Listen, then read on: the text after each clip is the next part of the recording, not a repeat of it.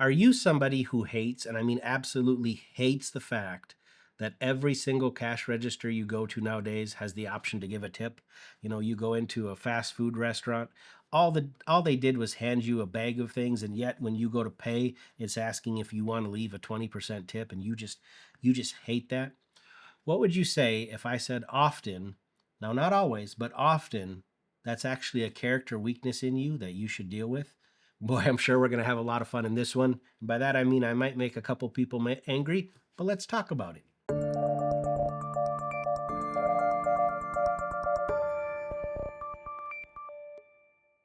Now, how in the world can I say getting mad at companies trying to force us to give tips is a character weakness on us? I mean, obviously, I have it wrong. Obviously, it is a character flaw of all these companies that are trying to force us to do this, right? Well, think about this. Have you ever thought about why people get so angry and have such a reaction to this simple option of do you want to give a tip or not? Imagine if we could take feelings and emotions out of it. Just, I walk into a McDonald's, I ask them for a Big Mac meal, make it large, Coke Zero, whatever. They give me a price. And when I go to pay, I look down and there's this option.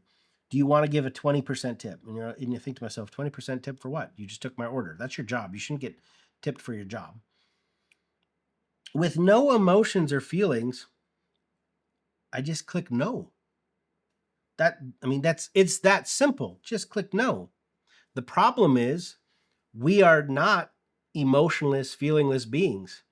And the reason we get angry about this is because we are uncomfortable to say no. Now imagine if we could get Congress to pass a law that would not allow fast food restaurants, when I just go in to pick up my order, to ask me if I want to have a tip. We outlawed it. It's no longer there. Hey, we all won. We don't have to get angry in that. I still have a problem saying no. I still will find other situations and circumstances where I will be uncomfortable because I will have to say no to a thing that's being asked of me. This idea that that these shouldn't be allowed, the reason it's a character flaw for us is because it's an entitlement mindset.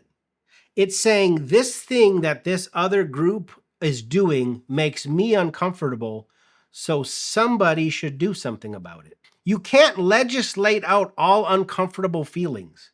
You can't legislate to nobody can ever put me in a position where I have to say no.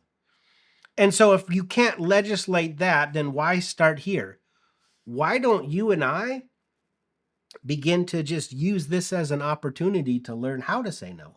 That's how I've started looking at it. I used to be one of those people, I would roll my eyes and I would just be like, well, this is so dumb. All you did was take my order. This is not a situation where you've been throughout my dinner has made sure that my cup was full, made sure everything was clean, came and made sure I had everything I needed. That's the type of service that I believe you should tip for. I have no problem with the tipping industry. I have no issues with it whatsoever. If somebody really is doing really good at their job and they're making sure that I have a really good meal, I have no problem tipping in there. But guess what? I'm learning how to also not have a problem not tipping. Now, I do have a problem when it's a forced tip. When you're forced to tip somebody, I have a problem with that. Should not be done.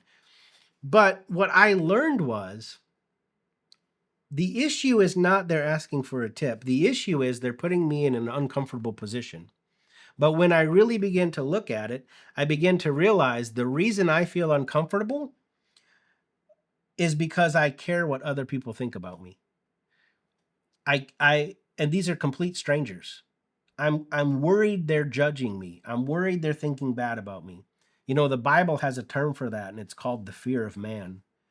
And the Bible says when you have the fear of man, it's a curse. And it is. It's a curse because it's bondage to you. But if we're going to become the best possible versions of ourselves, we're going to have to learn to say no. If you want to be a success in life, one of the things I've learned over all these years of being in personal development and reading books on success and how to become a high achiever and everything, one of the things you hear constantly from successful people is you have to learn how to say no. And that might not even be financial. There are times you're going to have to say no to family members when they're asking you to do a thing, but you have something important to do where personal development is concerned or where your business is concerned.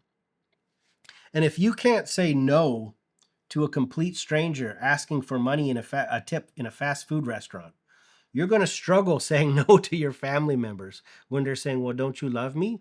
Why can't you be here for Junior's, second recital where he's a tree? Now, you should be there for family. I'm not saying that.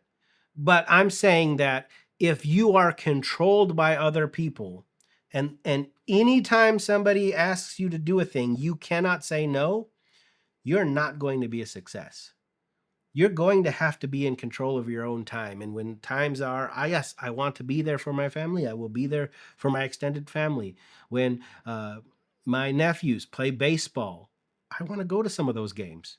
But if I want to continue to do a YouTube channel and be able to continue to be a success, I'm going to have to be able to say no. And so one of the things that I've just been doing is I've been using this as an opportunity, this being, do you want to give a tip for the uh, $5 Big Mac you just bought? I'm using it as an opportunity to practice saying no. No, I'm not going to do that. Now there are times in other situations where tips are concerned, the person did just an amazing job. I know, like most people, if you're in a service industry like that, you're probably not making the big bucks. And if the Lord has blessed me financially, hey, I'm going to bless them with a little bit extra. But that's my decision, not because I feel obligated or pressured to, because I can't say no. If you can use this instead of getting angry or feeling just uncomfortable about it, you could just, I'm practicing saying no. After I had this realization, the next time I went to a restaurant and had this opportunity, I walked into a fast food place. I gave my order. I looked down. It's asking me if I want to have a tip. They didn't really do anything.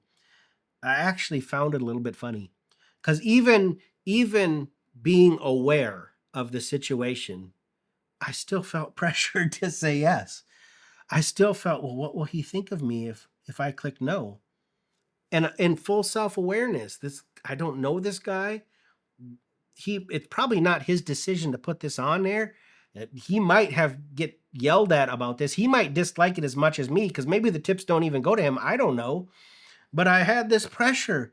What is he going to think about me? Well, that's the fear of man. And so I practiced saying no. But this thing here, this idea that because it makes me uncomfortable, somebody should do something about it, that's the character flaw. That's that weakness. That's an entitlement mindset. It's saying I don't want to take responsibility for my own life, which might mean I have to say no to somebody. If I'm going to have to practice saying no, this is about as easy as it's going to get. Just click a box. You don't even have to look the person in the eye. Just go like this and just click them. But learn how to say no. You're going to have to learn how to say no if you're going to be a success. You're going to have to learn how to say it because people will pull on you. And people do need you sometimes, and you need to be able to put aside your own things. This is not a selfish thing. This is a learning how to set boundaries and learning how to be able to make the decision for yourself and not do things out of obligation.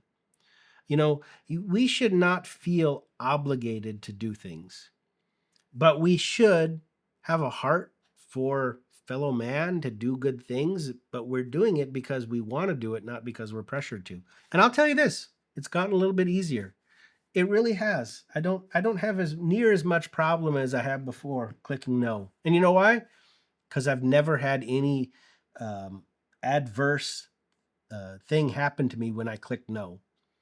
No, nobody's ever cussed me out. How dare you not give me a tip? Nobody's ever even mentioned it. Nobody's ever said anything about it. I clicked no, got my food, and walked out. And it was amazing. Nothing else bad happened. I don't know if that helped you, but framing it in my mind this way has really helped me. Instead of me thinking somebody else should be responsible for my discomfort, maybe it's just an opportunity for personal growth. Maybe it's just an opportunity for me to take intentional action, to take more steps to becoming the best possible version of myself. If you want to learn more about becoming the best possible version of yourself and living this more intentional life, you can check out that playlist right here.